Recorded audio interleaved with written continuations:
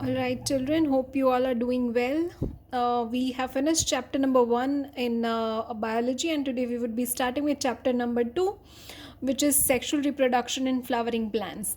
All right, now all of you know that flowering plants means angiosperms. Okay, before we go into the details of sexual reproduction in flowering plants, let us refresh our knowledge about the structure of flower. Okay, now all of you know that a typical flower has two main walls.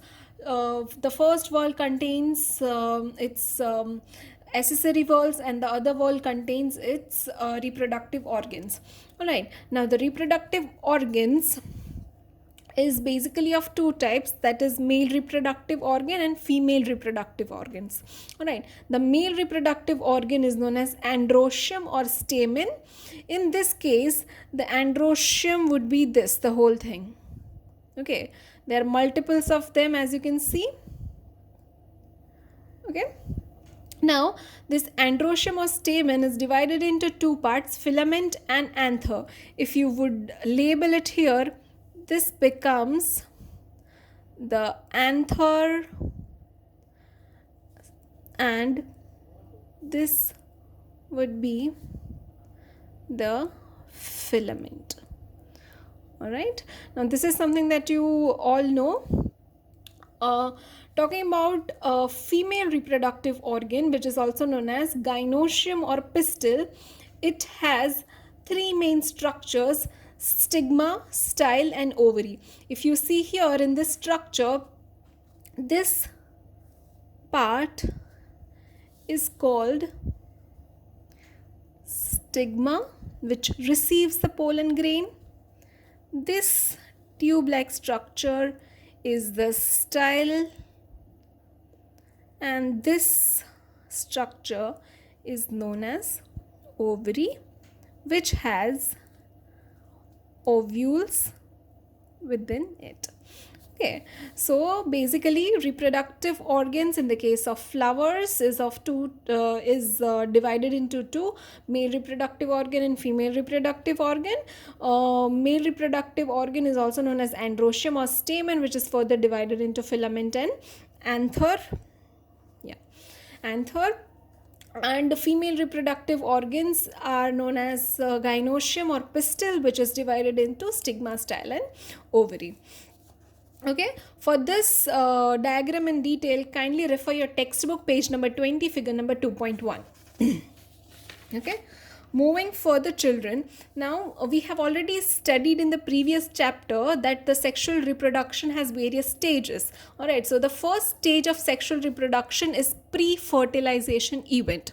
Okay, in this chapter we would be studying two parts of pre-fertilization, which is structures that are included in pre-fertilization and the events that takes place in pre-fertilization.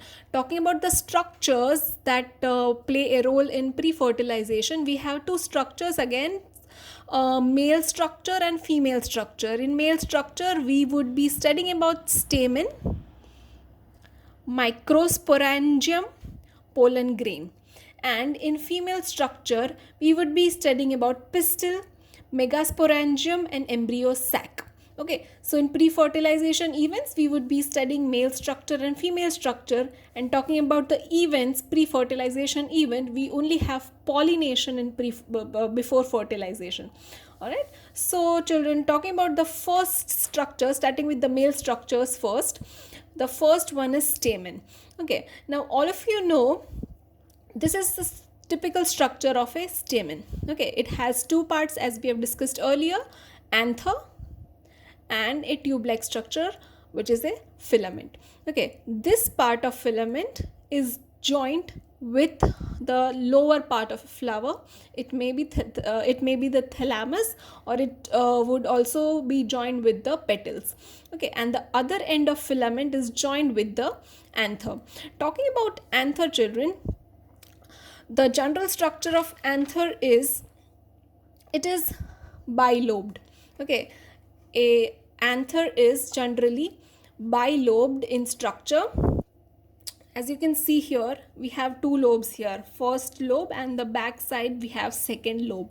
All right, and each lobe has two compartments. This is a single lobe, okay, and this is the another lobe.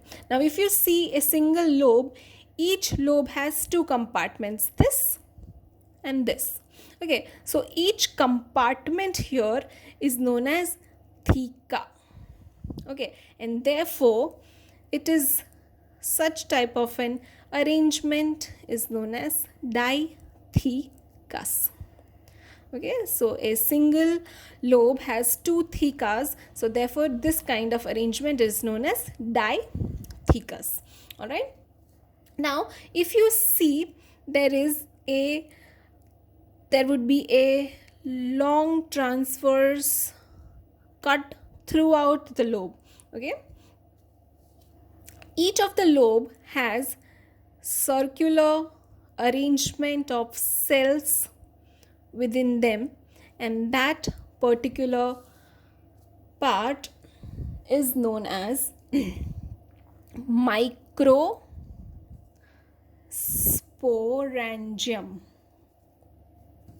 Microsporangium. All right, okay, so I'm repeating again. An anther typically has two lobes.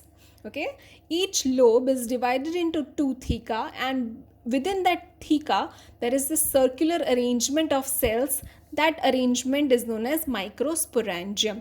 Now talking about the structure of microsporangium, if you see, okay, before that you would be able to see this diagram on page number 21, figure number 2.2. okay, please refer the textbook for the further detail. Okay, now talking about structure of microsporangium, you could also refer page number 22 along with the explanation.